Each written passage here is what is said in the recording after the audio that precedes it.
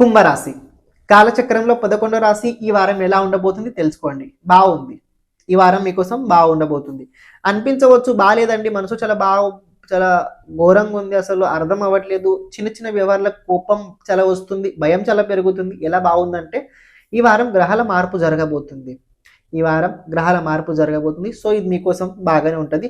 సూర్యుడు ధనుసు రాశిలో వెళ్ళబోతున్నాడు. సాటర్న్ ఆస్పెక్ట్ ఉండబోతుంది. తోడుగా కూర్చున్నాడు. శుక్రుడు కూడా ఉన్నాడు. శుక్రుడు 10th హౌస్ లో ఉండి అస్తగతిలో ఉన్నాడు. కానీ ఒక విషయం తెలుసుకోండి, 10th హౌస్ లోపల అస్తగతి గ్రహాలు ఉన్నట్లయితే గోచరం లోపల ఆ సమయకాలం లోపల విశేషంగా ప్రయత్నం ఎక్కువ ఉండాలి అని చేస్తున్న ప్రతి పని లోపల డీలే అవుతుంటుంది. కానీ అనుకున్న పని తప్పకుండా అయి తీరడం కనుక జరగాలంటే సంకల్ప బలం గట్టిగా పెట్టుకోండి.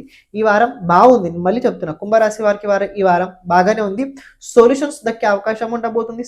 సమస్యకు సంబంధించిన సొల్యూషన్స్ దక్కబోతున్నాయి ఈ వారం. దాంతోపాటు ఒక విషయం తెలుసుకోండి, లెర్నింగ్ అలాగే ప్రొఫెషనల్ పరంగా ఈ వారం కుంభరాశి వారికి బాగుండబోతుంది. ఇతరుల వ్యక్తి సహకారంతో పాటు భవిష్యత్తు పట్ల కొద్దిగా హోప్స్ అయితే గట్టిగా పెరగబోతున్నాయి.